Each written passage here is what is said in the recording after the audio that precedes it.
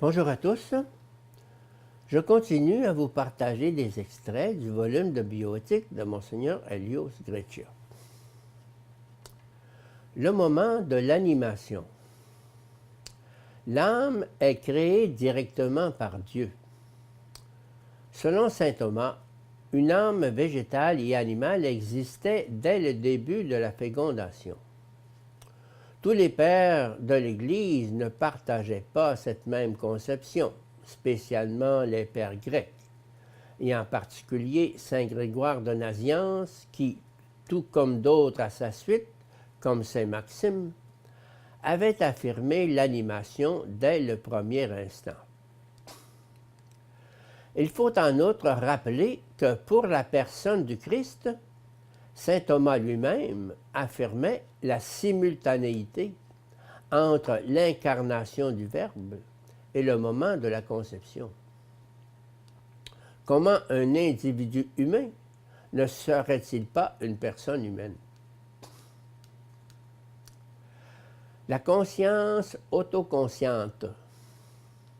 Selon certains auteurs, le nouveau conçu ne posséderait pas encore une réalité et une dignité humaine.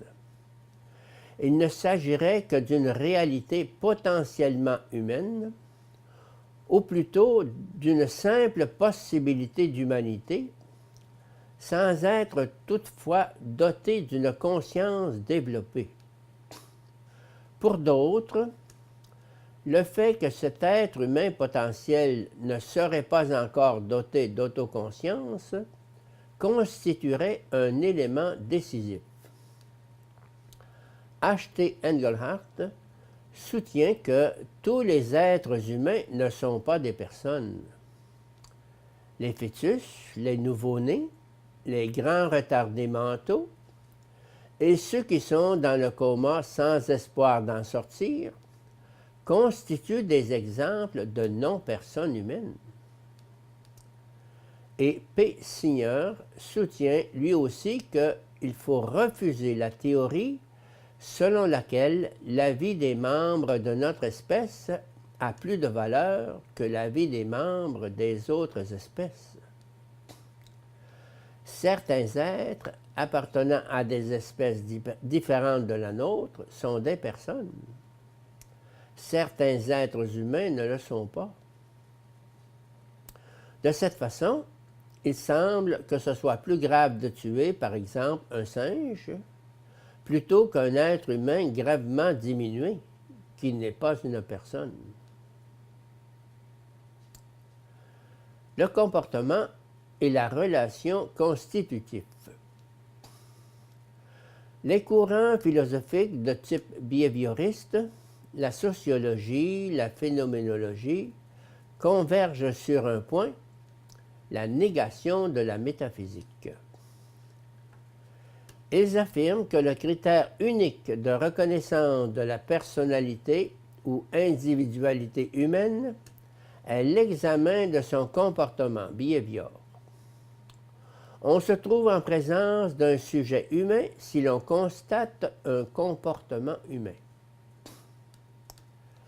Dès les premiers jours, l'embryon entre à sa manière en dialogue avec l'organisme maternel, bloquant la production d'hormones, envoyant des messages à l'hypophyse et à l'hypothalamus, aux ovaires, et au lieu même d'implantation de l'ovule fécondé, et petit à petit, déclenchant un ensemble de modifications dans l'organisme maternel, ce dernier est obligé de reconnaître la présence de cette individualité indépendamment du consentement conscient. Mais la raison philosophique, qui est la suivante, est plus importante. Ce n'est pas la relation qui constitue la réalité du sujet, mais c'est la réalité du sujet qui permet la relation interpersonnelle. Pour entrer en relation, il faut exister. La reconnaissance de l'image humaine. La perception de la personnalité dépend, selon certains psychologues, de la reconnaissance de la perception d'une image humaine. Aussi, quand il n'existe qu'un désir ou un refus, il n'y a pas de reconnaissance de la personnalité. Mais c'est le concept philosophique du relativisme qui se cache sous ce raisonnement. L'objet est constitué par la connaissance. C'est la négation de la valeur objective de la connaissance. Si dans une classe, les élèves et le professeur entrent réciproquement en relation, c'est parce qu'ils existent, alors qu'il est impensable que leur existence dépende de la relation scolaire. C'est l'existence personnelle qui exige l'ouverture sociale et qui la fonde, et non le contraire. Ce n'est pas la relation qui fait exister les personnes dans leur objectivité. S'il n'est pas humain, alors qu'on nous dise qu'est-ce qu'il est. Et comment peut-il être humanisé? Par une simple attitude psychologique de la mère. Il convient de répéter ici aussi que c'est l'ontologie qui conditionne la psychologie et non pas l'inverse.